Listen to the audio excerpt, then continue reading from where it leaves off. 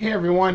Sorry there was no music there. I'm still getting all my stuff all fixed. Like it's everything is playing out of the wrong speakers today because I got a Windows update. So hopefully everyone can hear me all right. And everyone can hear Jessie here in a second.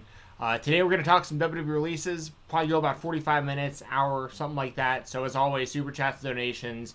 We'll prioritize what you want to talk about. If you have thoughts on the releases, especially if you have any kind of thoughts in general, the donation link is in the description below, and then of course you can super chat right here through YouTube. But I'm here, of course, with Jessie Davin, who is live from the hospital. Jessie, if y'all want to let everyone kind of know what's going on, we caught up a little bit beforehand, but to let the Yeah, viewers kind of know what's going on. sure. Well, thank you, Stephen, for doing this with me on short notice. Just a heads up, if a doctor comes in or a nurse comes in, I will have to like mute myself. So, if it's like a sudden, I'll be back. It's just the doctors have to talk to me or whatever. Um, so basically on Tuesday, I had some really bad abdominal pain and I thought it was just indigestion. And I went to go pick up my daughter from school, and all the sweet, amazing neighbors that I have were like, no, you need to go home right now. We will get your daughter. You need to go. They watched my youngest while I went to the ER, and I'm in the ER, and I'm like, they're just going to tell me I need to fart. They're just going to tell me I have gas. Everything's going to be fine. Like, it's going to be super embarrassing. And then the doctor comes back and he says I have something called like pneumatosis, like pneumatosis.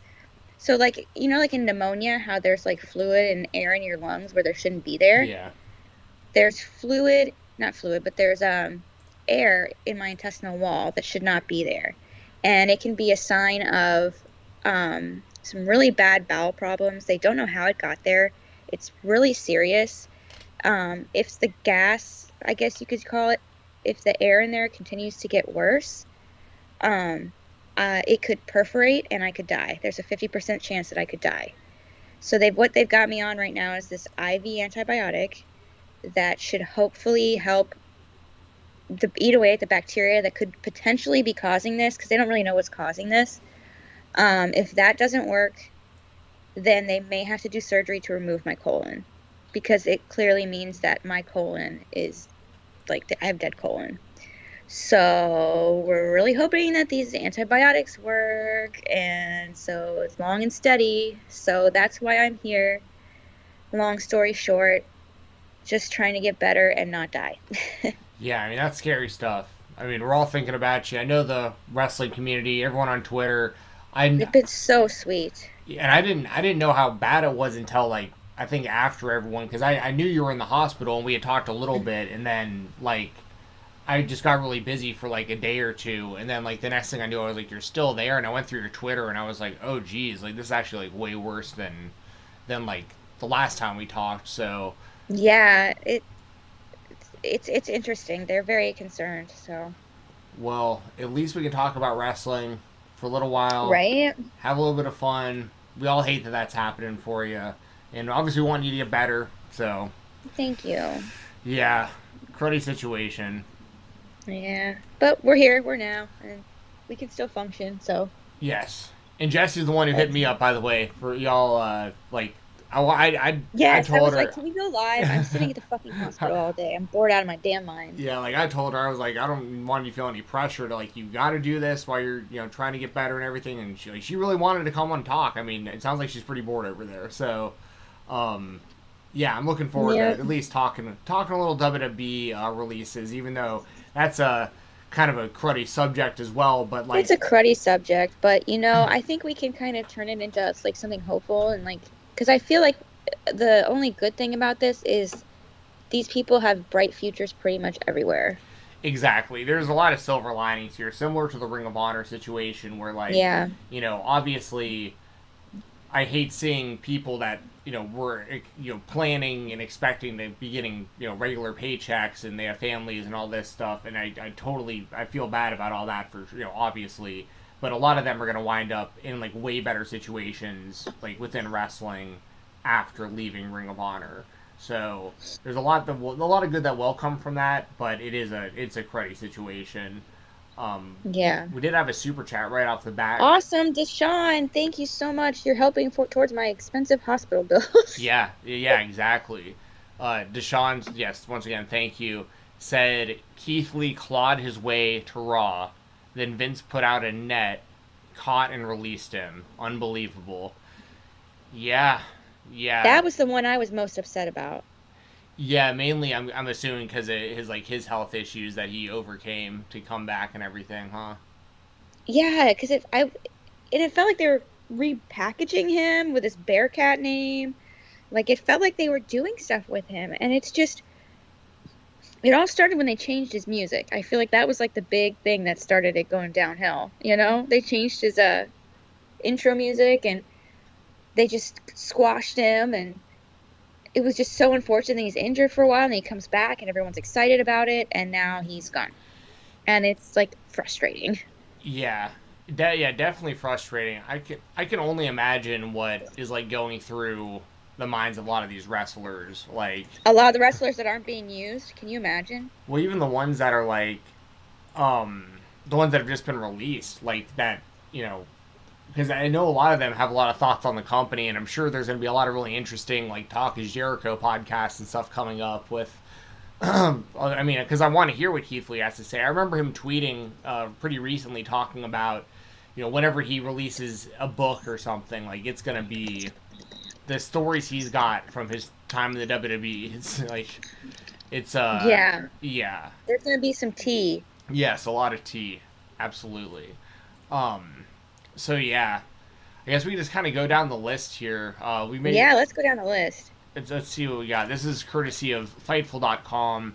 A lot of this news was broken by Sean Ross Sapp. Good guy, Sean. Yep, Sean. It's got to be the one to do it. Someone's got to do it. Unfortunately. And then there was also a lot of news that came out of like from PWI and stuff like that. So I want to give credit where it's due. Sean and PWI were the majority of what I was seeing. I think Wrestling Observer, Brian Alvarez, those guys were also putting stuff out there around the same time. But I am reading these via Fightful.com. We had Scarlett, also known. I'm going to read what they have about each person here. Also known as Scarlett Bordeaux, signed with WWE in November 2019. Was aligned with Karrion Kross in NXT, but did not manage him as he moved to the main roster. So this one, everyone was really confused. Like, why is she not with Karrion Kross Right. to begin with? And then it Right. turns out that they just had no plans at all for her, I guess. Which makes zero sense. It was like you had plans for her. Don't lie. There were plans written out for her in plain English in being on Karrion Kross's side. And they didn't do it. They tried to repackage Karrion Kross as like this kinky fetish warrior. And she would have done well with that because she dresses in like all latex anyway. That could have worked. She was a part of his gimmick. She was a huge part of his gimmick. She was a part of his entrance. My God, she took over the entrance. And for him to just walk out there and keep losing, it was embarrassing. It was stupid. And Karrion Kross, we were talking about, seems like one of those guys that's got the WWE body, got the WWE look. He's huge. He's muscular. And ever since he had that shoulder injury, I feel like it's just been downhill from there. Yeah, we'll talk more about Karrion Kross in a second. Like Scarlett, that was. It's like a lot of these I wasn't. I mean, some of these I was surprised by some of these releases, but some of them I was like when I saw Scarlett, I was like, well, I mean, they weren't doing anything with her, so I don't know. No, they weren't. It's like, but like you said, it was very like she was a big part of why Karrion Kross, like, I shouldn't say she's the main reason like why he was as over as he was in NXT, because like a lot of that was on Karrion, but she added a lot to his presentation. And when they just took her from him, it just didn't really make any sense at all. So it'll be interesting to see her on the indies going forward. She's already kind of got some stuff brewing. Yeah, I saw that. She's like already got her booking stuff out and everything. Yeah, so she'll definitely catch on. I'm pretty much everyone we're talking about Everybody, catch on yeah. elsewhere. Got a super chat from Kogan. Thank you very much, Kogan. Thank you so much, Kogan. Says, I keep thinking of PS Power's disposable talent theory. They don't want big stars anymore, fearing they'll leave a la Lesnar in 2004. So they have flashes in the pan who are momentary stars, get devalued, then they're gone. So Oh, and he sent another one. It says, "Also get well soon, Jessie. Hoping for the best. I hope these super chats help." Absolutely. Thank you so much. I'm gonna have to be in the hospital for at least a week because of this antibiotic, so that really does help. So thank you. Yeah, yeah. Thank you very much, Kogan. And this is obviously helping out Jessie a ton right now. Um, so what Kogan's referencing PS Power, he's a Yeah, OG. what? Hmm? Explain that to me. He's an OG YouTuber, but that guy's been around since literally like the beginning of what you call the YWC, the YouTube wrestling community. Ooh. And but he's very, he's a polarizing guy. He still makes videos occasionally. I like him a lot personally, but he's very anti a lot of the stuff that I like. But like, I just like hearing his opinion on stuff. I think he's very entertaining in the way that he gives his opinion. Is he the guy that went on a rant about John Cena? I mean, that would have happened a trillion times in the early 2000s. I'm Yeah, not 'cause sure. I used to watch this guy who used to rant about John Cena all the time. It was so funny, and I was just thinking about him. Yeah, I mean, I'm sure. But with PS Power, his kind of thing is like he's used the same microphone. Like to this day, he uses like the same mic and camera that he did back in like 2006 and Oh my stuff. God, it's the exact same. It's really funny. Like it's funny because it's Oh like my his God, brand. it's like high school. Oh, did you look up his channel? Yeah, it's Yeah, like when I used to go to high school and record from my MacBook and take all those photo booth he pictures. wears that TNA X Destination X shirt And the and hair, almost the all this emo stuff. hair, Yeah. that's beautiful. Yeah. It's So like, but he's so PS Power. Shout out to that guy. I mean, like I it's funny because he's from the same era of Bill and Doug, and I do that show with Doug. So it's funny how that's worked out. But basically, what the question is about with Kogan or what he's talking about, I do agree with to a pretty large degree because like I mean I've been saying that for a long time. The WWE, they're trying to walk this really weird line of trying to make people like quote unquote superstars, but like they don't want the superstars getting bigger than the brand because yeah. then they leave. So that's kind of what he's getting at. Like I think that I don't know how many of these particular releases I would lump into that Kogan because like I don't think that there's some people on this list that were definitely could have been potentially big stars, but there aren't. But then there are those like Bray Wyatt and stuff from like that have recently been released that like I would put in that kind of category that like they could have made much bigger stars. Like they could have been the biggest star in the company potentially, someone like Bray Wyatt, and they just kept shutting it down because Yeah, it almost feels like, from what I understand, from what's happening, it's like WWE would rather, instead of risking it all on getting another big star like a John Cena or a Rock or a Stone Cold Steve Austin, because that doesn't always work out. They try and push someone and it doesn't work. Instead of doing that and putting all of their eggs in one basket, they put their eggs in many baskets, but then throw the ones away that don't work. You know what I mean? That's like, okay, thank you. This egg got me one meal. Cool, thank you. This one got me 2 meals. Thank you. Instead of like trying to cook the whole feast, they're cooking one meal at a time. I know it's a stupid analogy, but like, no, I know what you're saying though. Yeah, it's like they'd rather make the money they can out of the stars that they have there than risk not making any money on a star that they think will be successful and then be SOL, yeah. Well, yeah. There's that going on, and then there's also like it's strange because some of the wrestlers will wind up getting themselves really over, and then the WWE will almost like punish them because they're getting more over than they wanted them to be. So Yeah. like Matt Cardona is a great example, or Rusev, those kind of wrestlers that like the WWE didn't plan their pushes themselves, and then when the fans started demanding it because like they had gotten themselves so over, then they like would make them out to be just complete jokes. Like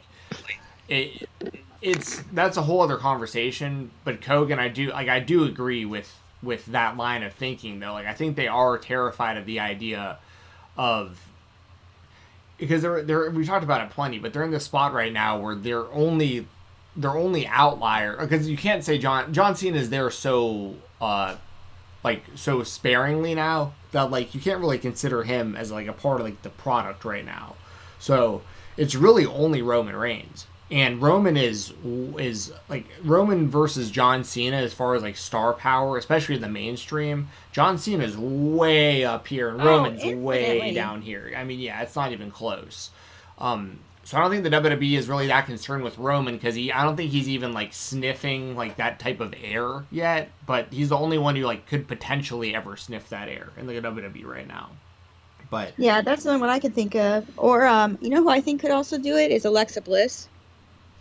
I mean, she may. Well, once again, that's like hypothetical though. Like she's still so much lower than Roman as far as like. I mean, not as a wrestler. I mean, outside of the WWE. Yeah, no, I know what you mean. I'm just saying, like that's if you asked a random person on the street who Alexa Bliss is right now, no one's gonna know who she is. But they'll know who Roman Reigns is. They might. Yeah. There's a chance they might know Roman. They're all gonna know who John Cena is. They're all gonna know who Hulk Hogan, The Rock, Steve Austin, all those guys are. But like. Oh my gosh! Speaking of people knowing stars, funny story from Halloween. So it was Halloween, and I was sitting out, passing out candy and stuff like that. And I saw a kid, and I was like, I squinted, I go, oh my God, he's dressed up as the Fiend. So this kid was dressed up as the Fiend, so I run inside and get my Fiend jacket, and he finally makes his way to my house, and I said, let me in. And he goes, you know who I am? His eyes lit up, Steven.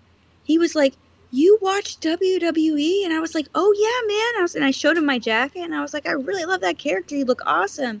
He was like, thank you. And he was like, Mom, Dad, she knows who I am. She gets it. That's awesome. It was so cute. Did he know the Fiend's never coming back? I mean, I didn't want to. I know. I'm just saying. That, you know, I know. I'm just saying, like, that just proves it. Like, he had all these fans, and like, he's not there anymore. So I know. Sad. I felt so bad, but he was so excited that I knew who he was because I guess nobody knew what the hell he was. Yeah. No, that's awesome. That really is awesome. It's like it's kind of weird with that kind of stuff. Like I saw Bronson Reed's first WWE Elite figure just came out the other day, and I was like, this guy's not even in the company anymore.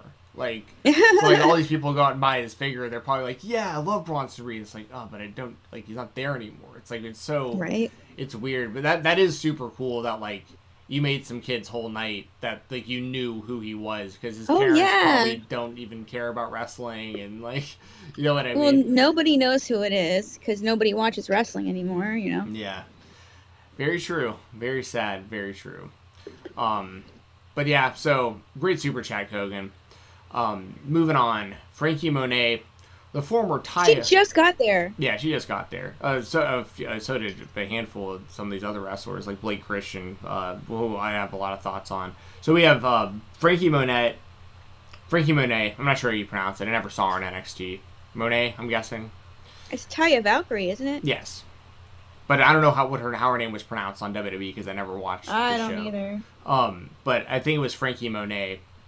But the former Taya Valkyrie, who, it doesn't say it here, but she was like the longest, I think she was the longest reigning TNA Impact's Knockouts champion they ever had. So she was like a pretty big deal in TNA. Wow. Signed with WWE in February 2001. Doesn't mention it here, but she is the wife of John Morrison as well. Yes. Debuted in NXT in April, challenged for the NXT Women's Championship on September 28th. Last wrestled on October 4th. So she was in the company for April, May, June, July, August, September, October. So about half a year. Yeah, that's an interesting one, especially because once again, like she's married to a guy who's there. Like I'm sure that doesn't make him very happy, you know.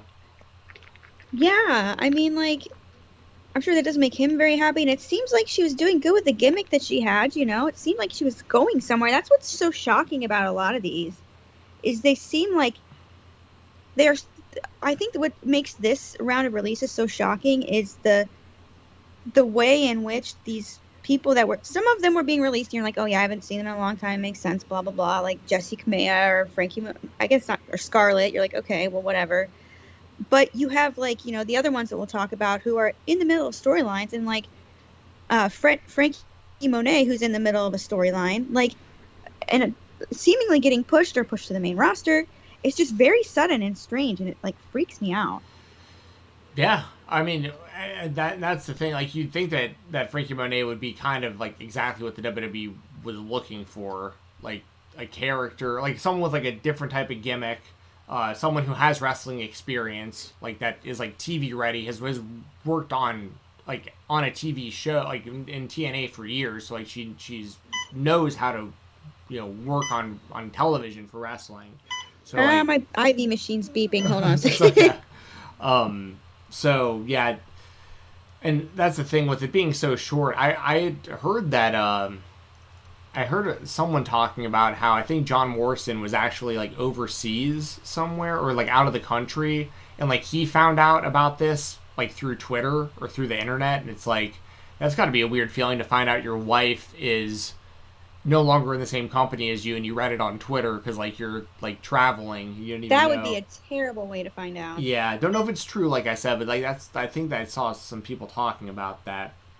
So honestly, this one was surprising, like I said, for quite a few reasons. Like she had just got there, she has TV experience, she's solid in the ring. They just I don't know. I don't know what they just probably didn't see what they wanted to out of her for whatever. Or you know what it probably was, to be completely honest. And this. What do you think it was? And then this goes for most of the people on this list. Vince just wasn't into it. I mean, it's probably that simple. Like because these are people that a lot of them they got pushes on NXT and like were clearly figured into the plans for NXT. But then once they were like in front of Vince, it seems like that's where the issues start. So yeah, once they like rebranded NXT, I feel like he's rebrand. It feels like they're not only rebranding NXT, but they're like rebranding and restructuring the whole company. Yeah, and that also comes down a lot to Nick Khan and stuff. And Triple H doesn't have like any power anymore like he used to. Like that's going to be a real interesting thing to keep an eye on. That is insane to me. Yeah, I think he'll be all elite within the next like 4 years. Dude, and when it happens, it will be insane. Yeah, because I mean, and this is off topic, but like the WWE is going to sell. Like I have no doubt in my mind that they're going to be selling, and it's going to come. It'll happen within the next year, or at the latest within the next 2 years. I've seen this before in wrestling. I've seen it before in mixed martial arts. I've seen it before in business in general. Like this is clear as day to me. And it'll wind up being a children's a property that deals a lot with children's programming. It'll be a Disney or a Nickelodeon or like Viacom, something like that. Like, but yeah, I mean that is a lot of it, Jessie. Like you were saying, it's they've rebranded NXT, but now basically what they're doing before what they were doing with NXT was trying to make it like a super indie, like what kind of like a Ring of Honor used to be, and all that kind of stuff. But now it's really Vince starting to kind of like groom his next generation of talent the way he wants them, because what had been happening for years is they do great in NXT based on how Triple H handles them, and then Triple H, they have to be sent to Raw or SmackDown. Vince gets a hold of them and then just starts changing stuff about them because he wants them a certain way. So they're like, why even go through that process? We'll just hire them, and then Vince from the start will start molding them how he wants them so that they have a better chance to succeed on Raw or SmackDown. It's kind of, but a lot of the people on like this list were caught in the in-between. They were the people that were signed by Triple H in the original NXT, a lot of them, and now they just don't really have a place in Vince's vision for NXT or for Raw or SmackDown, so they're just being released. Yeah. Whoops. Yep. Hold on, someone's in here. Next one we got, and thank you. I'm paying attention to the chat also, y'all. I'm trying to keep up with what y'all are saying, but let's see. What so did we talk about Ember Moon yet? No, she was the next one on the list. Okay, yeah, she's definitely one of the ones that I think was definitely the old NXT, and she's a rebrand sacrifice. Like, you know what I mean? Yep. I love her character. I love her talent. I think she's incredible. I thought her going back down to NXT would be good for her, but maybe she just should have stayed on the main roster. I think she was doing just fine on the main roster, and she would have done just fine on the main roster. Yeah, she's a head scratcher for me because right. like, she's She has a great look. Thank you so much. You're welcome. Hospital. She has a great look. She's over.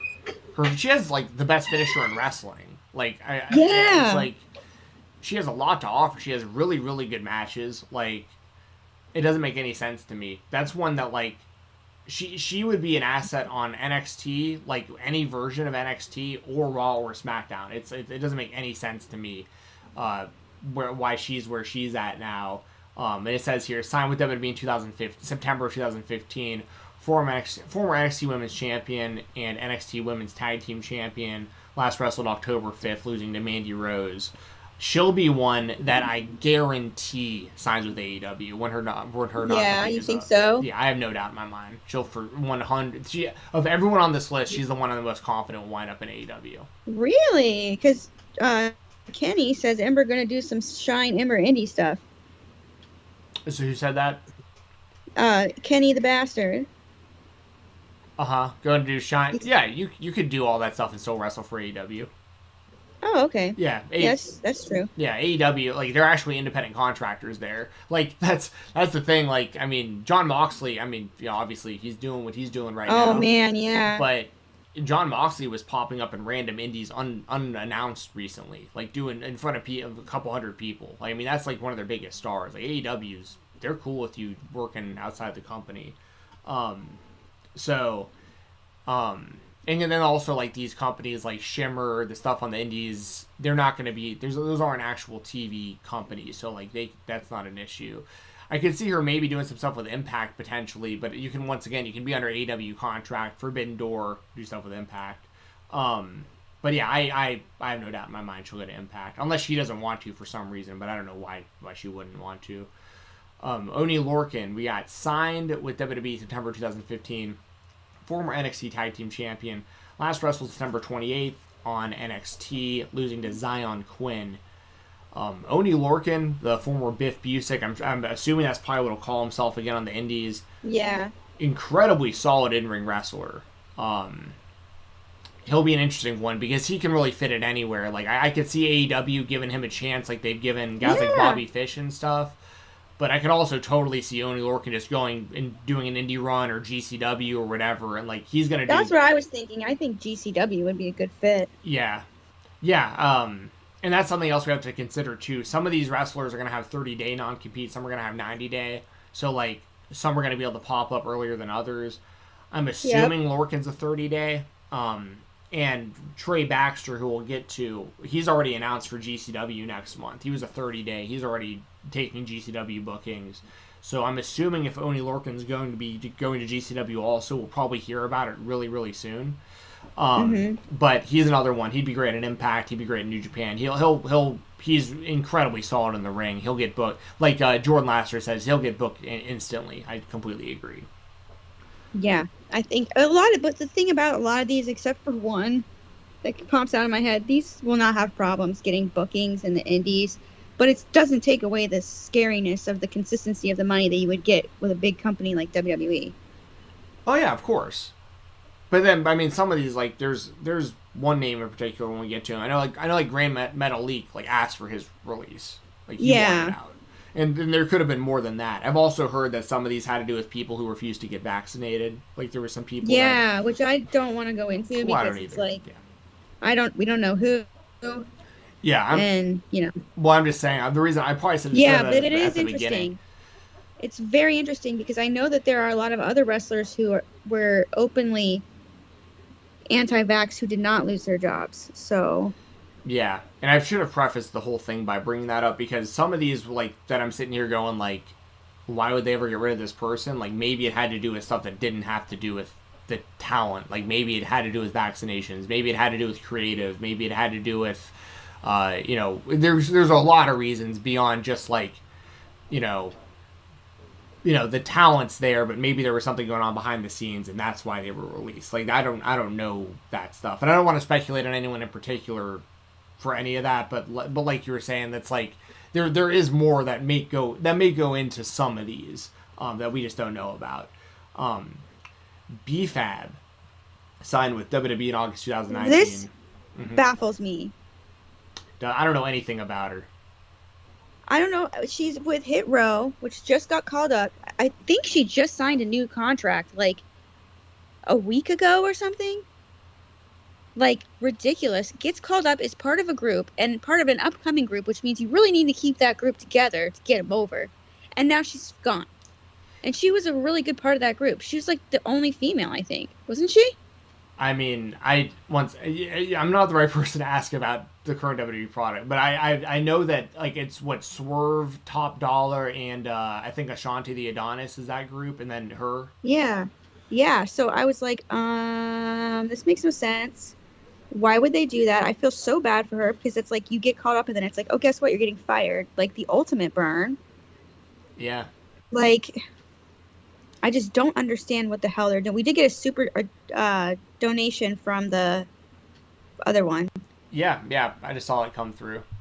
Okay, cool. I can read it. I can go ahead and read it now. Marty D 29, thank you very much. Says big hello from Missouri versus Georgia game. Dogs up 33-3. Get well, Jessie. Oh, thank you. I've got that on here right now because I don't get Fox, so I can't get the Buckeye game. It sucks, but yeah, go Dow. Yes, I guess I'm gonna kind You're of from be a Georgia. You dog. have to like them. Yeah, I guess it's actually more fun to watch all of them get really upset when they don't win. Like that's kind of fun because all my friends are like massive dog fans. So that's so funny. But yeah, when it comes to BFAB, and thank you very much again, Marty. BFAB, I just don't know a lot about her. Like I do feel bad from the perspective of what you just said. You know, you probably get really excited. Like I mean, like you're on SmackDown now or Raw, whichever show, and you know the rest of them are still there, and you got fired. Right. It's not a good look. Yeah, it is. And now, I mean, they've done that kind of stuff before, though. It isn't really that, like, super surprising, like, considering, like, they didn't let go of Nikki Cross. She's actually the only one who's left from Sanity, actually, in the company. Yeah. But when they brought up Sanity initially, they didn't bring her. And everyone was like, why would you do that? Like, stuff like that. But, yeah, I don't know anything about VFAB in the ring, if she's any good at I just have no idea.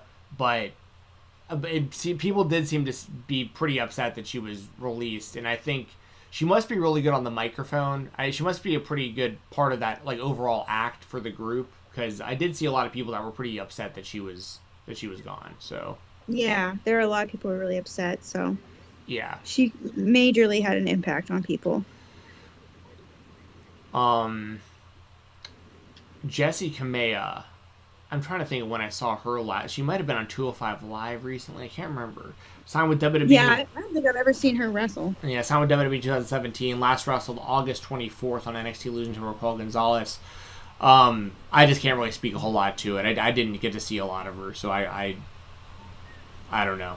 I just don't know. Yeah. I don't know. Still sucks, but... Yeah, of course. I mean, someone losing their job. Especially, this is the same day that they reported that they made, like, a profit of like 300,000. Right, that's million. what makes it work. Yeah, 100%. And that's the thing. If you're WWE talent, you just have to know at this point. Like every time they do one of those quarterly calls, roster cuts are coming. So, Zaida Ramier, I'm not sure. Signed with WWE in 2021. Last wrestled June 1st, losing to Zoe Stark. See, some of these are like she hadn't wrestled since June. The other one hadn't wrestled since August. Like, they must not have I'm assuming the WWE just didn't see enough progression. And they were just like, like, hey, they're not ready to be on Raw or SmackDown. They don't fit in on NXT. We can only put them on 205 Live so many times. And that's the same thing with Trey Baxter here in a second. But, like, I just feel like they probably felt like there just wasn't a place for either of them, and I don't really know. I can't really say much more about it. Yeah, it feels like, and we had figured that a lot of the 205 Live talent was going to get cut, and I think that's kind of what's happening here too. Like a lot of the people. Yeah, Tim Lass said BFAB had 2 matches in NXT, and they were arguably the worst matches of the year. See, I mean, if she was no good in the ring, like then you have to be incredibly talented on the microphone. I mean, which she might have been. Like, and that's the thing. I mean, I think that's where most fans are coming from with her. But, yeah. that only gets you so far too. I mean, it's just hard for me to talk about some of these wrestlers that I just haven't seen a lot of. Me too.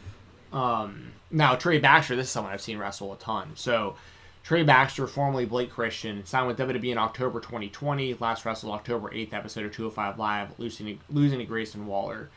So Blake Christian is one of the best in-ring wrestlers in the world, in my opinion, right now. He's already announced for GCW next month. Like, really? Yeah, Yay! Every company's gonna be interested in him. We'll be seeing him everywhere. Definitely. Yeah, incredibly talented. And I talk about this on the Fightful Select Weekender podcast. New episode dropping tomorrow. I do this every Sunday.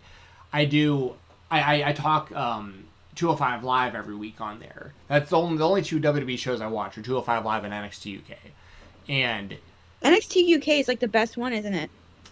I mean, once again, you keep asking. Like, I don't know how it is compared to like NXT Raw or SmackDown. I couldn't tell you. But you like NXT I do like UK, NXT right? UK. Yeah. I do think I think it's a show that's worth watching. Yes. Yeah. They have a lot of talent there. The stories make sense. The payoffs for the matches are usually done pretty well. Ilya Dragunov, I think, is a great champion. I'm terrified for Walter. Like, I think he'll probably get.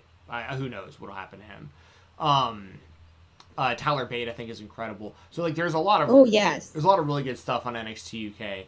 But the point is that on 205, so I follow 205 Live, and I say it every week that I review the show. I'd be terrified if I was booked on 205 Live, if I was under contract with WWE. Me too. Because they don't know what to do with you on NXT. They don't know what to do with you on Raw or SmackDown. So they're just putting you on this show.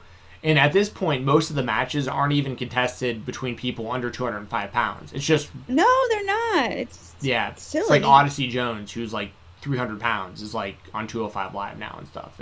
And Josh Briggs and all these guys. It's like... So... When I kept seeing Blake Christian on there over and over, I was like, ugh, this isn't good. Because, once again, like, it was the same exact trajectory that Ari Sterling and August Gray and all these other guys that got released by the WWE the last round and the round before that, Kurt Stallion. A lot of these guys, it was the same exact trajectory where, like, they'd get this push on 205 Live, and then they kind of disappear for a second, and then they were gone. All within a half a year to a year total. I mean, Blake Christian signed It was like a revolving door of we need stuff to fill up 3 hours or something. Yeah, pretty much. It was filler. They were filler. And the really baffling thing is 205 Live serves literally no purpose at all. So, like, and the matches are good. Like, I'm glad that there's somewhere for these wrestlers to work. But, like... Yeah. 205 Live serves no purpose whatsoever in, like, the overall grand scheme of things. So when you're put on that, it's just kind of like a no man's land. So yeah. So I can't say I was surprised about Blake Christian. I'm not happy about it because I was, guys working his dream job, but I know that's what sucks, man. But he's gonna be just fine. Like, he's gonna be everywhere. He'll be at GCW next month. I'm sure he'll be all over the indies. And then, like, because he was working some Impact before he signed with WWE. I'm sure. I mean, I think what I know about Tony Khan, like, I'd be shocked if he didn't try to scoop up Blake Christian as fast as possible. Like, yeah, I think that's a great aim. Yeah, so he's gonna be just fine. He's actually gonna be better off outside of the WWE. Once again, I think so too. A lot of these people will be better off. Yes. I really feel. Completely. It's a blessing in disguise. It sucks, and I don't want to invalidate or take away the pain and the scariness of the situation that they're in right now. But I just feel like they'll be in a better situation for themselves because there's so many opportunities within professional wrestling right now. Exactly. Especially for someone like Blake Christian. Like, he's going to make every show better he's on. Lindsay Dorado. That's been interesting. So we had signed with WWE in 2016 as part of the Cruiserweight Classic, which, by the way, the Cruiserweight Classic, which also Grand Metalik was in, that tournament was incredible. That was an amazing tournament. And that was a great example of them working with... That was the birth of 205 Live. Yeah, it was. And that was an example of them working with other companies. Because they brought in, like, Kota Ibushi from New Japan. Yeah. They brought in Zack Sabre Jr. They brought, and most of the people in the Cruiserweight Classic weren't signed to the WWE at the time of the tournament. And now the WWE just doesn't work with any other companies, which is so... once again, that I'm sure that was all Triple H. I'm sure it was all Triple H doing the Cruiserweight Classic. You know it. And now that he doesn't have the pull that he did before, you just don't see that stuff anymore. I mean, they brought in Jushin Thunder Liger to wrestle Tyler Breeze at TakeOver once. Like, I mean, and you just don't see anything like that anymore. Yeah. But Lindsay Dorado, super talented in the ring. I saw that stuff. Did you see the stuff with Izzy's dad and him on Twitter? Oh my God, yeah, that is some crazy stuff. I'll just say this, like, if you're an adult with a child that is trying to become something in the wrestling business, just stay off Twitter. Like, yeah, just don't speak for them. Like, don't make that. I mean, you know what I mean? Like, come on, guy.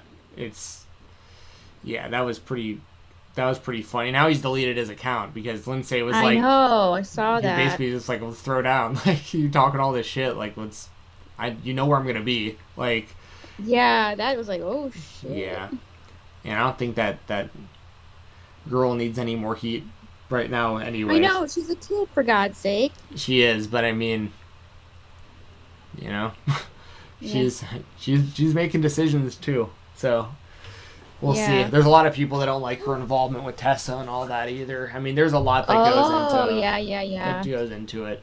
But anyways, so Lindsay Dorado, him and Grand Metalik both, I think, would both they'd both be interesting potentially in AEW now that we've seen Kalisto in AEW and that kind of stuff. Like, yeah. So Lindsay is super talented, and also MLW potentially for a lot of these wrestlers. I mean, there's so many that's options. a good one. What about AAA? Yeah, AAA, of course, for sure. AAA, GCW, all that kind of stuff. Lindsay is going to be fine. Same with Grand Metalik, who apparently asked for his release and was granted it. So, which is fine. Well, that's great. That's great. It's like, and they're like, okay. It's like, awesome. Yeah. I mean, he had asked for his release, I think, a little while ago. Well, I think it says here recently asked for his release. But he was also part of the Cruiserweight Classic. Him and Lindsay Dorado were a team, Lucha House Party, all that stuff. So, I guess, I mean, same kind of thing. Like, I honestly think Grand Metalik is one of the most talented luchadors in the world, and he just didn't get a chance to show it a whole lot in WWE. What'd you say? I didn't hear that last part. I was saying I think Grand Metalik is one of the best luchadors in the entire world. And he just didn't get a chance to show it a ton in the WWE. Nope. And that's a damn. Was he in that cage match though? Which match? Wasn't there like an elimination chamber match or something crazy? Oh, I don't know. I don't know. There's somebody in that. It was really good. I know that I remember he made it to the finals of the Cruiserweight Classic. He lost to TJP in the finals. I do remember that. Yes. And then they just kind of lumped him in with all the... I mean, they do that in the WWE. Like, they lump them, all the luchas together. Yeah, they take all the luchadors and put them together. They take people who look the same or they think are from the same backgrounds and they put them together, and it's kind of weird. But... yeah, they just basically made the all Lucha House Party nameless, faceless luchadors. And there was a lot of talent there. Kalisto, and a.k.a. Samurai del Sol, super talent as well. I mean, like, they're... yes. So, WWE they just don't know how to book luchadors. Pretty simple. Outside of, I guess, Rey Mysterio, but he's transcended luchador. Like, he's like a pro wrestling legend across the board. Like, he's in a different realm, Rey Mysterio, than pretty much everyone else. He's his own... he's like a John Cena of luchas. Yeah, basically. Yeah, he's... I think if you ask most people who the best luchador of all time is, most people would probably say Rey Mysterio. There's some other ones you could throw out there that I wouldn't argue, but like Rey Mysterio is always going to be in the conversation. We had Katrina Cortez signed to WWE in August 2019, made appearances on Raw as Carolina on a team... that can't be the right name. Carolina? Was she the masked girl that one time? Yeah, with Sin Cara. Ah. Last wrestled on October 29th, 205 Live, losing to Saray. I saw that. And so, she was pretty good in the ring, too. She's another one that, like, I guess they just didn't have plans. I don't really know what to say. Especially when... it makes it a little more head-scratching when it comes to some of these women, because... right. you know, they need women's talent, and they like just created like women's tag belts on NXT that seem completely worthless. Like, you know, and I think they I don't couldn't do you know who the women's tag champs are like right now in the WWE? No. So there you go. No, and I don't care. Yeah, same. So yeah, I guess they didn't know what to do with Katrina Cortez. They signed her in 2019, and she's gone. After that, Jeet Ramah signed with WWE in 2019. Sorry, June of 2015. Last wrestled on NXT, losing to Solo Sika. Jeet Ramah I actually like quite a bit. I saw him recently on 205 Live, but I think the issue there is he's been there for 6 years. And they probably just haven't seen the progression they want. That's all I can think of there. Because, like, he was finally getting some TV time on 205 Live and on NXT. And then within a couple months of, like, really being used on TV, they just must not have... They just must not have been very impressed with what they were seeing, I guess. I don't really know what else to say. Yeah, I don't know. I don't know. Yeah. Yeah, but... he'd be interesting in like maybe like a Josh Barnett Bloodsport or something like that. That would be interesting. Yes, that's definitely something that would be. I would look forward to. Yeah. Yeah. Now here's a big one. Keith Lee signed with WWE in 2018. Former NXT champion and NXT North American champion. It was actually simultaneous at the time. Recently rebranded as Bearcat Keith Lee on Raw. Jessie, give me your thoughts on Keith Lee, and then I'll give you mine. This was baffling to me. I don't know if this was a budget cut one or like a vaccine one. I don't know. But he's had health issues, and they like just started rebranding him as Bearcat. I feel like he was trying really hard. He was like, guys, when his music changed, it was there. He was like, I helped with it. It's okay. Like, everyone calm down. He is such a great talent. But ever since he got on the main roster, Vince said he didn't like him. And I think that was his major downfall. And the people wanted him pushed, but Vince just would not listen. And it's frustrating. Yeah, it's his career trajectory in the WWE is very strange because like started in NXT. He was a double champion. And then they brought him up. Because he lost the belt to Karrion Kross like almost immediately. Right. But then when they brought him up, I remember he beat Randy Orton like right away, and it was clean. And he was beating and Orton might have been the world champion at the time, maybe. He beat and it was a big deal. Yeah, I mean they looked like they were gonna do a whole, and I remember him at a Survivor Series. It came down to him and Roman Reigns a couple years ago. Yeah. And the crowd was going nuts for it. And that face-to-face with Brock Lesnar. That's right. I forgot all about that. So, it seemed like there were plans, and then there was all these reports throughout the year of like, I know Keith Lee himself did told the fans about the health issues that he had and all of that stuff, and that was scary stuff. Like, it seemed like he was like legitimately fighting for his life, and then had to work his way back into the WWE and everything. Had to get cleared and all that. Yeah.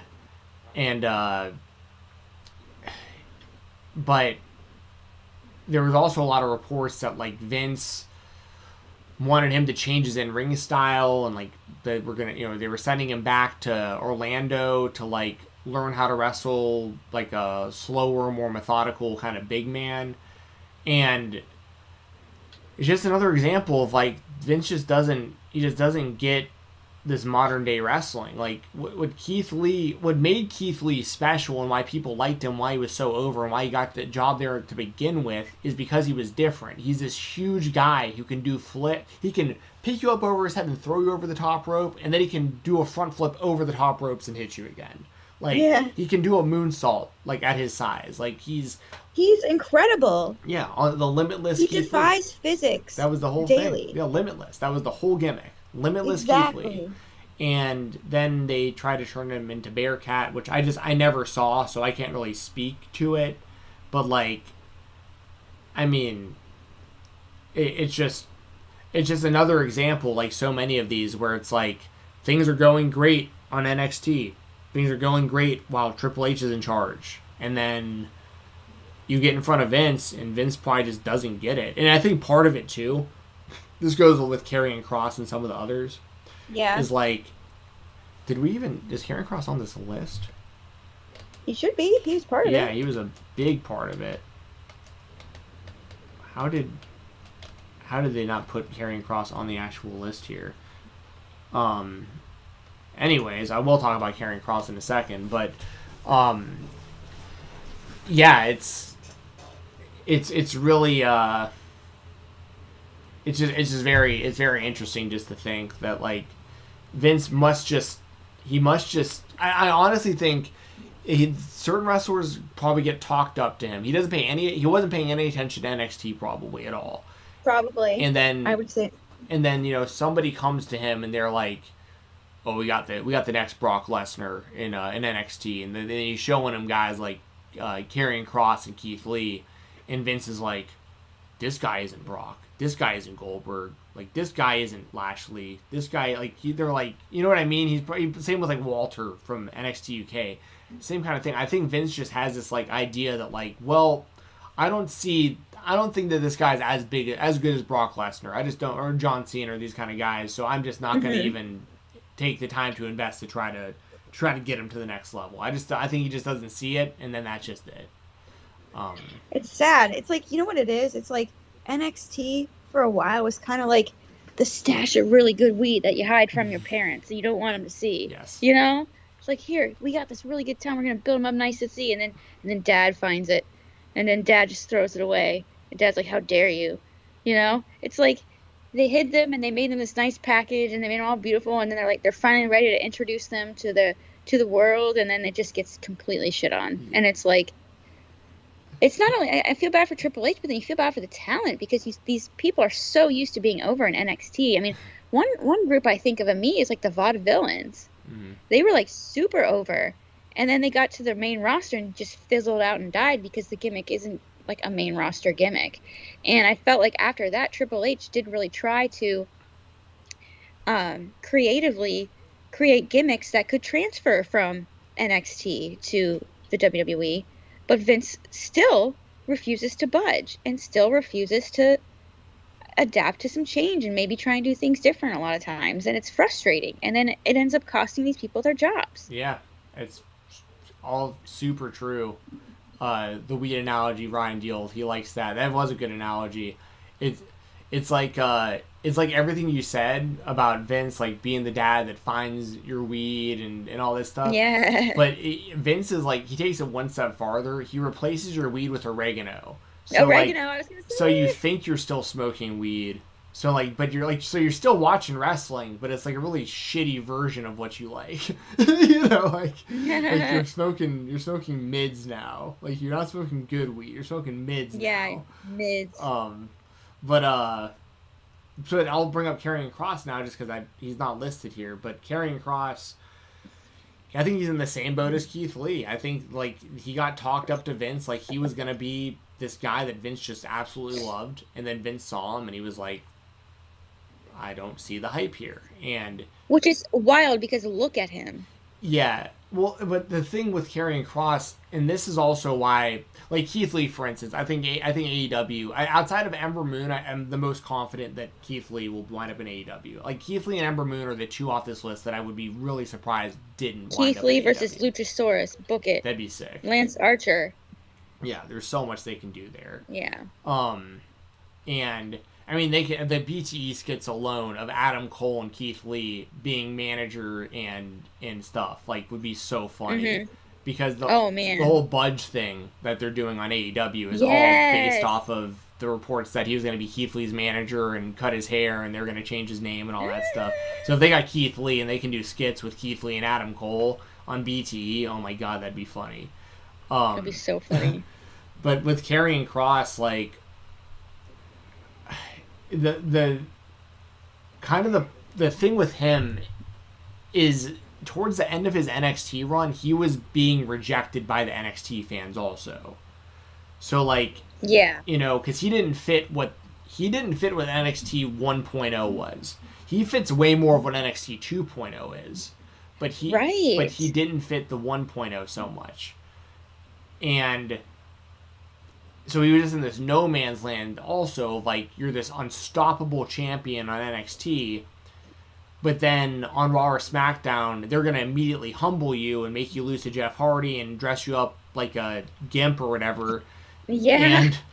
And take your wife from you, from the whole presentation of your whole thing. And yeah, keep your song and her voice is still in it. Like, what the fuck? yeah, and I knew that interest wasn't going to last too. I said that even back when he was in NXT. I was like, yeah, I was not a fan of that entrance anyway. Yeah. It was too much. Yeah, it was. So, Tim Lass says Cole denied that rumor. Which rumor? The one that they're always talking about being true? Is that what you're talking about? But, like, because Cole, you also understand, Adam Cole's, like, a really, really, really nice guy. Like, a really nice guy. And he's trying to, like, not burn the bridge with the WWE, but if you're talking, like, no, they did come to him with those ideas, because he has talked about that, too. Like, yeah, they wanted to cut his hair, they wanted to change his name, they did want him to be a manager. Like, that's the whole thing with BTE right now. And that's the whole thing with the whole Budge character. It's all based on them asking him to be a manager. He said that these ideas were brought up, and some of them were nixed very quickly, but they were brought up. Mm-hmm. He just made it pretty clear right off the bat, like, hey, I don't think that this is for me. And then they started backtracking and saying, we won't make you a manager, and we won't cut your hair, and we won't change your name. And, like, they tried to, like, backtrack once they realized he wasn't interested in doing this stuff. But Karrion Kross is because I don't think he's a great fit in AEW either. Like, I think he's a really good fit in Josh Barnett's Bloodsport. I think he could. I don't know what his relationship with Impact's like. I know it wasn't great when he left. I don't know what the future for him looks like. I really don't. Yeah, I don't either. I mean, who knows? But it was definitely. I feel like yesterday was such a weird day because they gave us all of these releases right after their quarter call that said they made more than enough profit. And WWE continues to make me feel like they think I'm like the dumbest person in the world. It's like, you really think I'm that stupid? You're going to cite budget cuts for this? And when you literally were just on the phone saying you've made record profits, you're going to say budget cuts made because of budget cuts? Your budget's fine. Yep. It makes no sense. And I mean, I get, sometimes they have to do some house cleaning, and there are some names in there that probably wanted to go. Nia Jax is a crazy one, Eva Marie, okay. That's one that I'll give. Mia Yim, because she's with Keith Lee, right? Mm-hmm. I'm assuming that's unfortunate too, because she's extremely talented. They stuck her with Retribution and then just faded away. Yeah. Oh yeah. So with Karrion Kross, who knows? But I mean, he's definitely got a presence about him. He's got a great look and all this stuff. I just don't know how. But he's kind of generic. Yeah. Very, very generic. I know, he seemed like a WWE guy. Yeah, he really did. I really thought that was the best place for him, and it did not work out at all. You mentioned Eva Marie returning to WWE in October 2020. Yeah. I don't know why they brought her back to begin with. I'm just going to be honest. That was dumb. I don't know why. She's not good in the ring.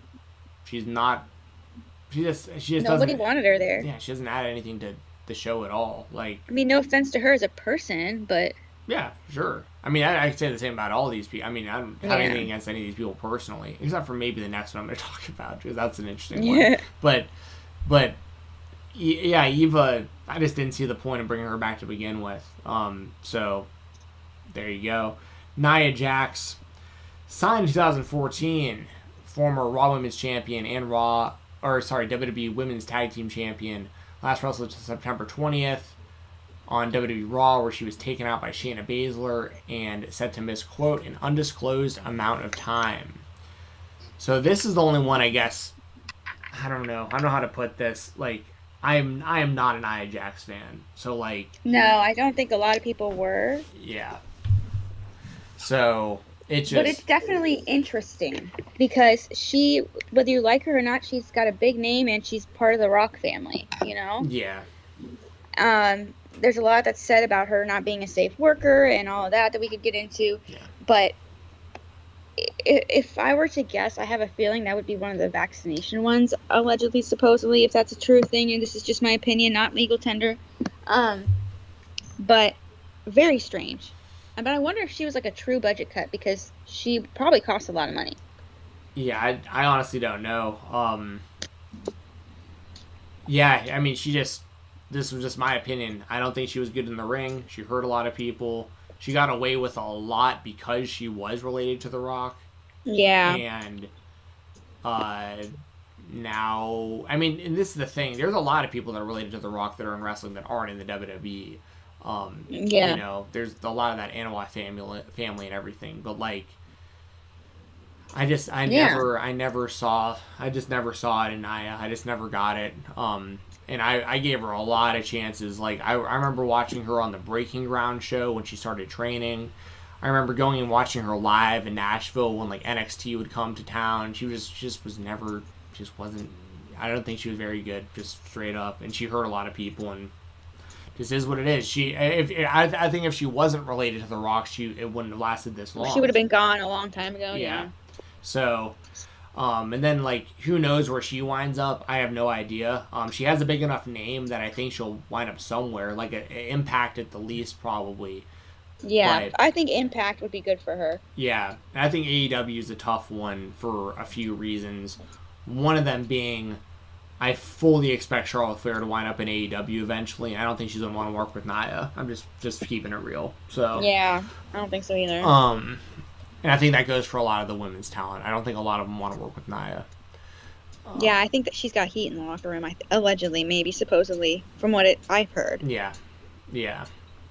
And I also know that, you know, a lot of people cite mental health with her, which, like, obviously I don't, like, if she's struggling with that kind of stuff, this is nothing against her from that perspective. Yeah, like, I'm never gonna be getting, if she's fired because of her mental health, that's a violation of the law. Yeah, like, that's messed up. But, like, I'm talking strictly from, like, a performance standpoint. Even Kogan says, I remember Nia wasn't always that bad. Like, she had a couple good matches in NXT. I'll give her that credit. Like, she had a match, I believe, with Asuka that was, like, really good. But she was just kind of reckless in there. Like, yeah, she was a little reckless, a little sloppy, stiff. Yeah. So, it just is what it is. And they gave her a lot of opportunities. Like, they put her in the men's Royal Rumble a couple years ago and stuff. That's right. That was the one before the pandemic. Yeah, it looked like they were going to have her beat Jon Moxley on his way out. Like, I mean, that would have been crazy. The next one we got, Mia Yim. You touched on her a little bit before. Obviously, there's the relationship with her and Keith Lee. Both of them now gone. Mia Yim did pretty well in TNA prior to, or Impact Wrestling technically, prior to signing with the WWE. I could see her going back to Impact. I could see her possibly in AEW. Like, she'll get booked. Especially, I think if Keith Lee winds up in AEW, she probably will as well. So yeah. So, which I wouldn't mind. They seem like they would fit in just nice. Yeah, absolutely. I would have no issue at all with either of them in AEW.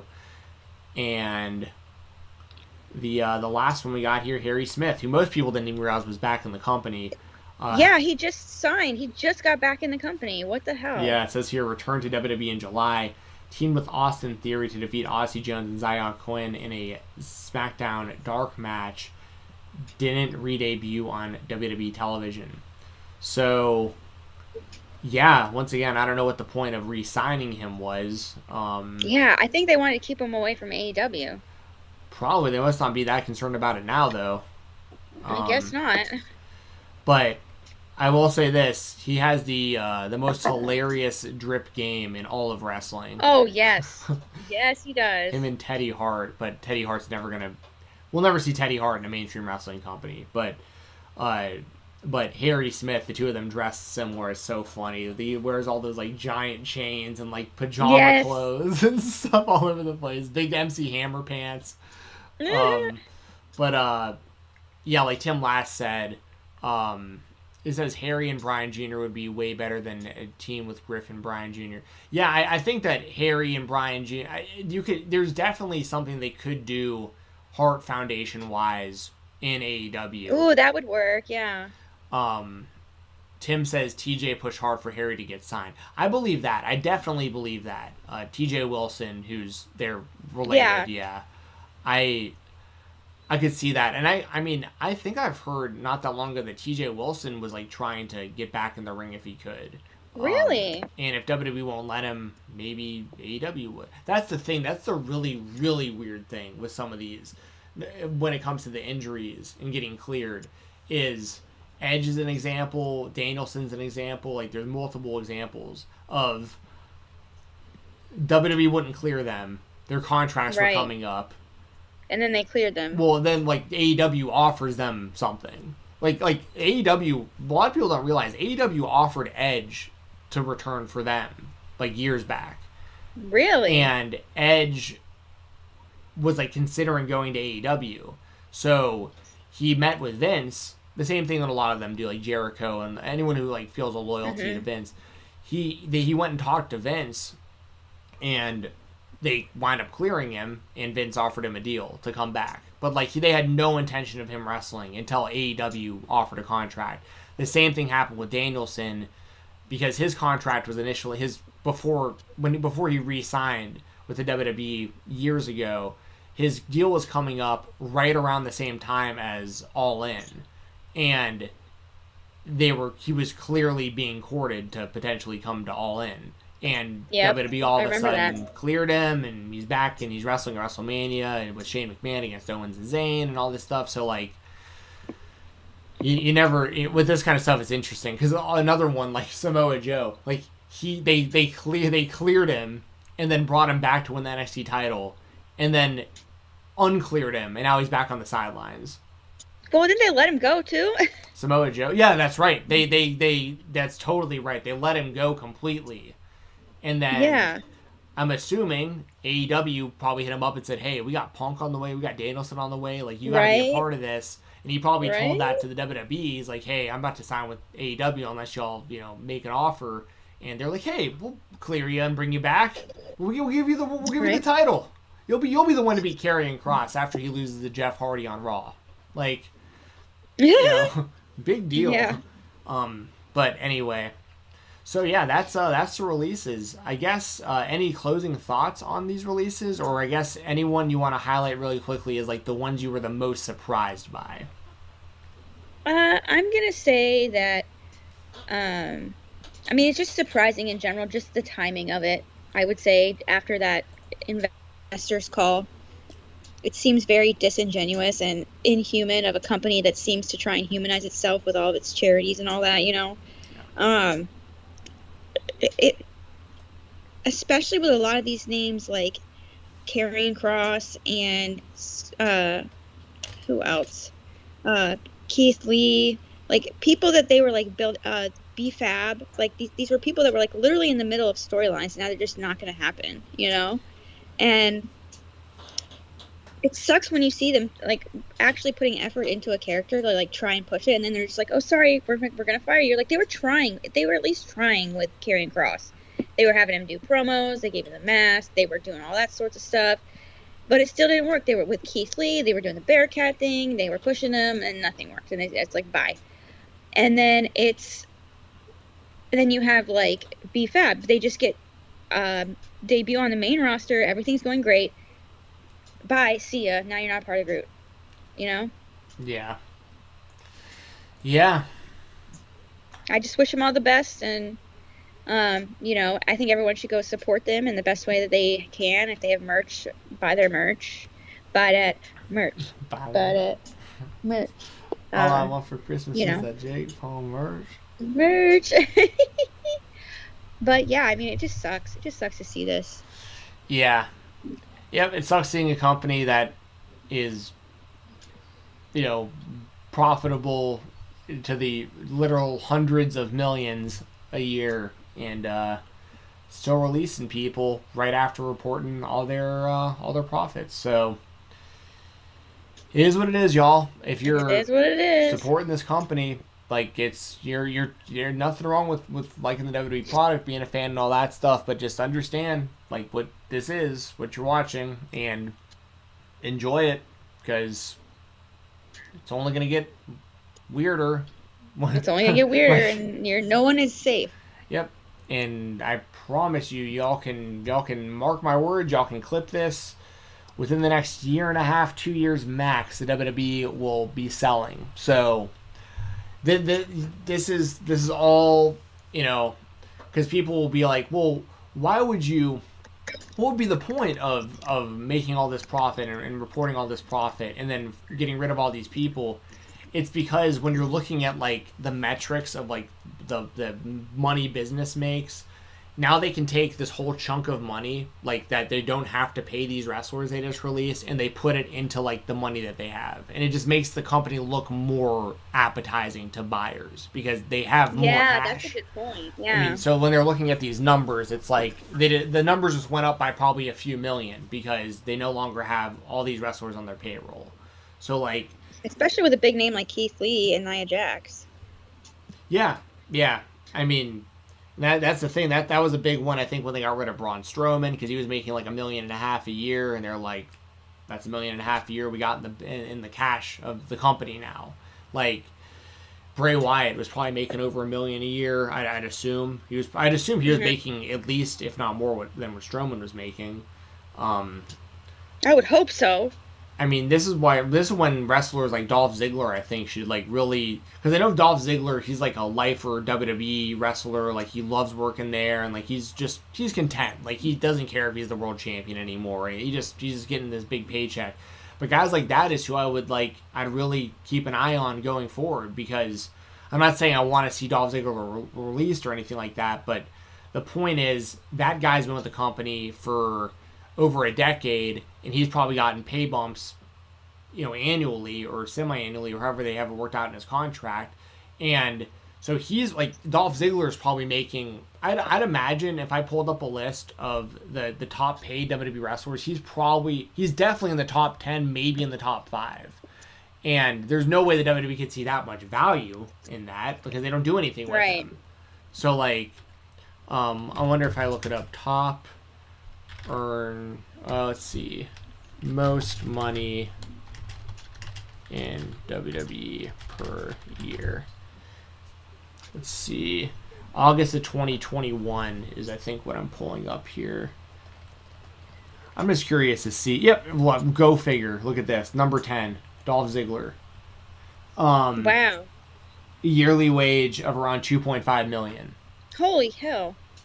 That's what I'm saying. I wouldn't leave. I'd be like, I'm making $2.5 million. I'm just gonna sit back here and enjoy it. You can book me however you want. Well, exactly. But what I'm saying is, like, because they do that, I feel like the WWE would see something like this and be like, "Why are we giving him $2.5 million? We'll just get rid of him." You know what I mean? Like, he's not like a real. He's not some like huge superstar. Like, he's very big within like the company, but they don't push him like he's anything special. So he's a very big mid-carder. Yeah, exactly. So like that's all I'm saying. I'm not advocating, once again, obviously, for like them to get rid of Dolph Ziggler. I'm just saying, if I was someone in the same kind of shoes as Dolph Ziggler, I'd be like, I'm making a ton of money and they're not doing anything with me. Like, I might want to, make sure that. I mean, this is wild. I mean, Drew McIntyre, $6 million. Is that true? What? Currently, the spotlight demands that help. Wait, what? Is this real? What am I reading? Is this accurate? I just can't imagine. Yeah, this doesn't make any sense. Yeah, there's no way Braun Strowman is making $8.5 million a year. This doesn't make any sense. Sorry, y'all. I don't know what the hell I just pulled up. Highest paid wrestlers of 2020. Let's see if this is any more accurate. Okay, this is probably a bit closer. 12 million. How much is Saudi Arabia giving these people? A lot. Base salaries for the male division. Is this accurate? Anyway, regardless, the point is, a guy like Dolph Ziggler is on that list. A guy like The Miz. Well, The Miz is a bit different because he's like an actual like star outside of wrestling. But anyway, like, the point is, I think the WWE even looks at names like this, even like the people in their top 10, and they were just like, well, if we got rid of this person, like, it looks better on our cash. So like we can Looks just better on our escrow or whatever it's called, yeah. So yeah. Anyways, we'll see what happens going forward.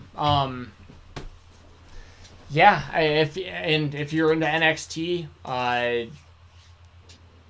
you know, get ready for hopefully Braun Breaker works out. I guess that's all I can really say. Get ready for Slime Time Live, Double Dare. Yeah, it's funny because like a lot of the WWE fans that like don't like the stuff that I say and like reach out to me or whatever. A lot of the time they're like, yeah, but we have Braun Breaker. Like, so what are you gonna do about it? It's like that's Okay. that's what all your eggs, like all the eggs in the basket are there. Like he looks like he potentially could wind up being good, and it'd help him a lot if they would refer to him as a Steiner because he looks like a Steiner and sounds like a Steiner and clearly is a Steiner. But yeah. But they call him Braun Breaker. Yeah, but I'm sorry, y'all. When I saw him versus Tommaso Ciampa for the title, like he's average. Like I think he could be really good. But like if that's who you're pointing at and being like, oh, it's all good. Like we got Roman Reigns, and then like a few years from now we got Braun Breaker. So what are y'all gonna do about it? It's like, oh, okay, yeah. Well, I think their problem is they don't want anybody from the indies anymore. They want to like train people from the ground up for their style. And I don't know if that's the best thing for them to do, Yeah, they're between a rock and a hard place with that because the top tier indie talent's not gonna want to sign there anymore. So like, right? Well, I would never sign that. I'd be too scared. Yeah, Tim Last says Owen's number will go down if he goes to AEW. For one, you don't know that, and for two, a lot of them don't care. Like they just want out because they're still making really good money, and a lot of wrestlers, believe it or not, are like concerned about being creatively fulfilled. Also, like not every wrestler is going to be like a Dolph Ziggler, where he's just like so jaded by the whole thing that he's just like collecting his paycheck and just going through the motions constantly. But a lot of these wrestlers, like. I don't think, like, for instance, Jon Moxley, that's a great example. He apparently didn't even look at his last offer the WWE gave him. They gave him an envelope and he threw it in the trash. And he was like, I don't even care what they're offering me. I got to get out of here. I'm gonna go somewhere else. You know? Yeah. So, anyways, we'll see. We'll see where it goes from here. We'll see, definitely. Yeah. But yeah, we'll, I don't know. Should I talk about the sponsors today? Sure. Yeah, let me. Sure. Let me. If you tell everyone what to do with the channel real quick, Jessie, I'll get that pulled up. Sure. I just want to thank everybody for coming on here. It was a super sudden thing. I'm just sitting here bored in the hospital, and I texted Steven. I was like, if you want to go live, we can. It's the weekend, so it's slow. There's no doctors here.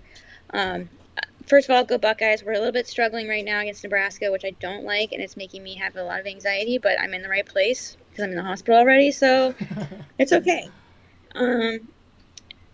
Anyways, what's going on? I can't. Anyway, but we love our chat. Thank you so much to our chat. Thank you so much for the super chats. Like I said, I'm in the hospital. It's going to be at least a week. It's going to be a really expensive bill, so any bit helps. If you want to support me, you can also subscribe to my OnlyFans, and you can subscribe to the YouTube channel here and give this video a thumbs up. Comment on the video once it's done. We like engagement. We want more like-minded people in the chat. That would be really, really helpful. So, yeah. Just give this video a thumbs up, share it with your friends, and thank you everyone for being amazing. And Jessie's Twitter I got right here for y'all. So yay! Be sure to follow her at Jessie the Buckeye. Support over at OnlyFans. Got that highlighted there. Use Jessie25 for Papa John's Pizza. And thanks to everyone who's joined us in the chat. We appreciate y'all. Even those of you who are out there that might have a differing opinion than me, like I still appreciate y'all being here and giving your opinions.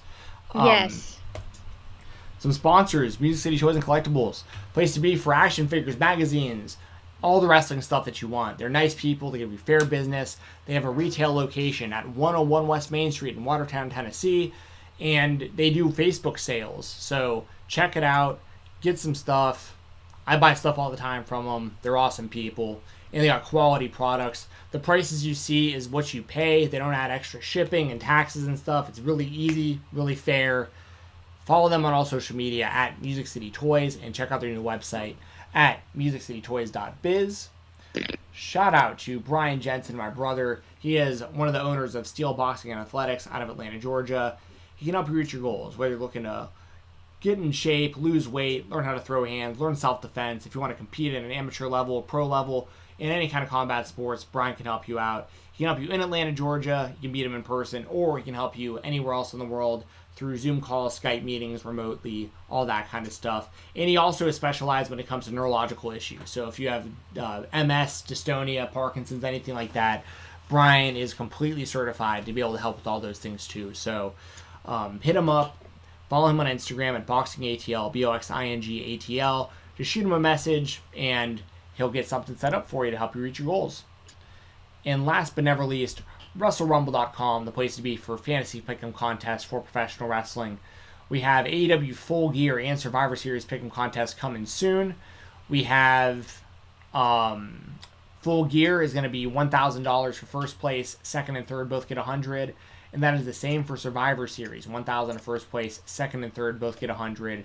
The entries will be opening soon, so stay up to date with all that at WrestleRumble.com, and follow them on Twitter at WrestleRumble.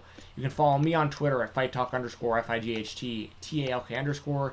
Make sure to use code FightTalk on IWTV.live. Check out IndependentWrestling.tv and all the stuff they got going on. They got a live show on right now if you want to watch it.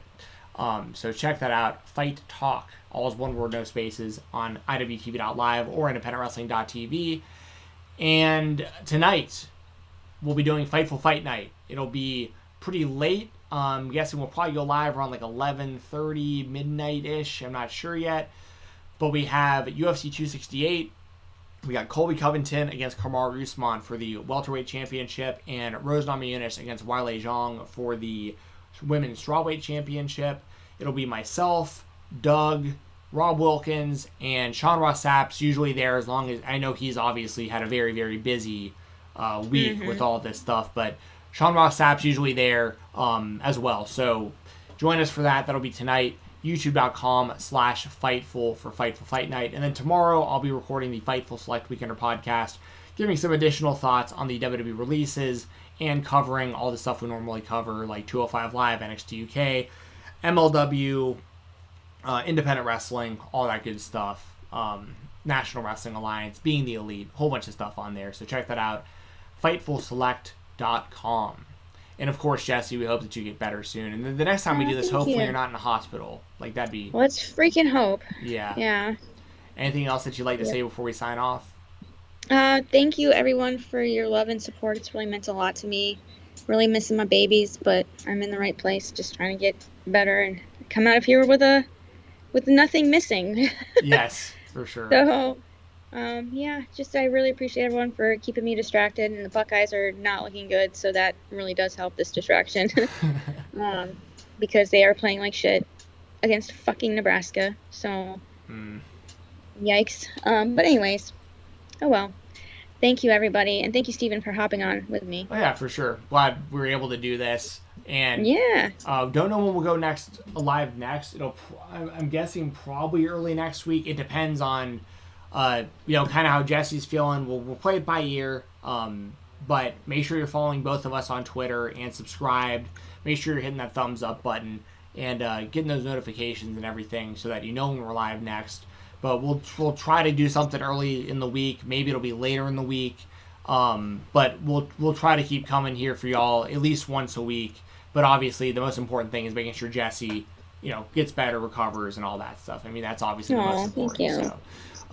So thanks everybody for watching. We'll be back soon. And I know next weekend we got Full Gear. So we got Full Gear to talk about during the week. I'll have Wrestle Rumble entries to give away. So we'll have some fun next week. Hopefully it'll be a little less somber. I know I seem probably a little bit on like the I don't know, a darker side today a little bit, because it's like we're talking about stuff that sucks. Like Jessie's dealing with this shit. Like we're talking about wrestlers that are losing their jobs in a company that just I just don't really I mean, I understand what they're doing, but I don't like what they're doing. So like, it's just kind of hard. It's kind of a hard day to talk about this stuff. So, the next episode, I think it's going to be really upbeat, really happy. We'll be talking AEW. We'll be giving stuff away. We'll be getting ready for an awesome pay-per-view. So, looking forward to next week, y'all, and hope we see you there.